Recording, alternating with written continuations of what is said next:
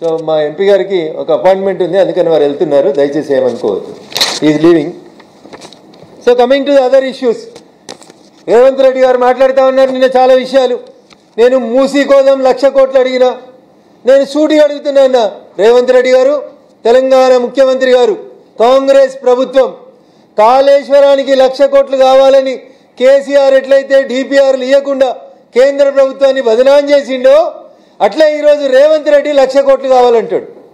The day when he started Musi ప్రక్షాళన అని మాట్లాడిన రోజు రేవంత్ రెడ్డి గారి నోట్లోంచి వచ్చిన మాటలు 50,000 కోట్లు అయితే సరిపోతాయో అన్నాడు. 3 నెలలు దాటిన తర్వాత రేవంత్ రెడ్డి గారి నోట్లకెళ్ళి వచ్చిన మాటలు మూసీ ప్రక్షాళనకి 70,000 కోట్లు కావాలని అడుగుతున్నాడు. బడ్జెట్కి వచ్చేసరికి రేవంత్ రెడ్డి గారు మూసీ ప్రక్షాళనకి 1,00,000 కోట్ల రూపాయలు కావాలని అడుగుతున్నాడు. My question is straight to the Telangana government and the honourable chief minister of Telangana. నువ్వు డిపిఆర్ ఇచ్చినవా రేవంత్ రెడ్డి? మూసీ ప్రక్షాళనకి నీ దగ్గర డిపిఆర్ ఉందా? డిపిఆర్ తయారు చేసినవా? డీటెయిల్డ్ ప్రాజెక్టు రిపోర్ట్ తయారు చేయకుండా 1,00,000 కోట్లు ఇస్తే కాళేశ్వరాన్ని ఆయన ఏటీఎంగా మార్చుకుంటే రేపు మూసీ ప్రక్షాళనని రేవంత్ రెడ్డి అయిన కమిషన్ల కోసం, కాంట్రాక్టర్ల కోసం, ఎమ్మెల్యేల కొనుగోలు కోసం వాడాలనుకుంటున్నాడు తప్ప ఈ డోంట్ హ్యావ్ ఎనీథింగ్. దీంట్లో ఆయనకి ఏం ఆలోచన లేదు, లక్ష్యం లేదు.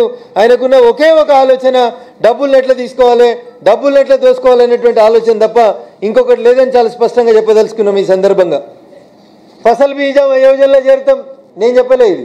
ఫసల్ బీమా యోజనలో చేరుతామని నిన్న బట్టి చెప్పినాడు. ఎక్కడిది ఫసల్ బీమా యోజన? కేంద్ర ప్రభుత్వం ఇస్తలేడా? ఫసల్ బీమా యోజన కింద మేము ఇచ్చినటువంటి పైసలు కావా? మీరు ఇంకా చెప్పినారు ఏమని, కౌలు రైతులకు కూడా 12,000 రూపాయలు ఇస్తామన్నారు ఏడాదికి. ₹1 బట్టి గారు ₹1 కౌలు రైతుల కోసం ఇచ్చిండ్రా? నేను ఇందాక అడిగిన మహిళలకు ఇస్తాను 2,500, సంవత్సరానికి 30. తెలంగాణ జనాభా 4.5 కోట్లు అనుకుంటే ఆ 4.5 కోట్లలో కనీసం 2,25,00,000 మంది మహిళలు ఉంటే ఎలిజిబిలిటీ ఉన్న వాళ్ళు 1,00,000 మంది అని ఉంటారు కదన్న. కనీసం ఎలిజిబిలిటీ ఉన్న మహిళలు 1,00,000 మంది ఉంటారు.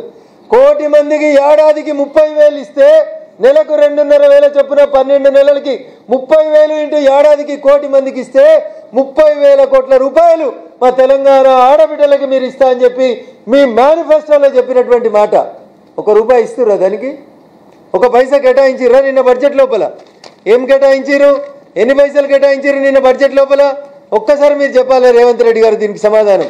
ఇది చెప్పకుండా మీరు ఏది పడితే అది మాట్లాడతామంటే తప్పు అవుతుంది. నేను మీ మాటలనే మీకు గుర్తు చేస్తూ ఉన్నా, ఇవి నా మాటలు కావు, మీ మాటలనే మేము గుర్తు చేస్తూ ఉన్నాం. ఏదో బడ్జెట్లో ఆంధ్రప్రదేశ్ పేరు రాలేదు, ఆంధ్రప్రదేశ్ పేరు వచ్చింది, తెలంగాణ పేరు రాలేదు. మరి నిన్న తెలంగాణ బడ్జెట్లో 33 జిల్లాలలో ఒక్క జిల్లా పేరు వచ్చిందా రేవంత్ రెడ్డి? వికారాబాద్ జిల్లాలో తలసరి ఆదాయం 1,90,000 ఉంటే రంగారెడ్డి జిల్లాలో తలసరి ఆదాయం 9,60,000 ఉంటే మరి వికారాబాద్ జిల్లాకి ప్రత్యేకంగా ఏమైనా గ్రాంట్లు ఇచ్చిండా రేవంత్ రెడ్డి? ఏమండి స్పీకర్ గారు, స్పీకర్ కుర్చీలో కూర్చొని అప్పుడప్పుడు మైకులు ఆన్ చేసుడు కాదు.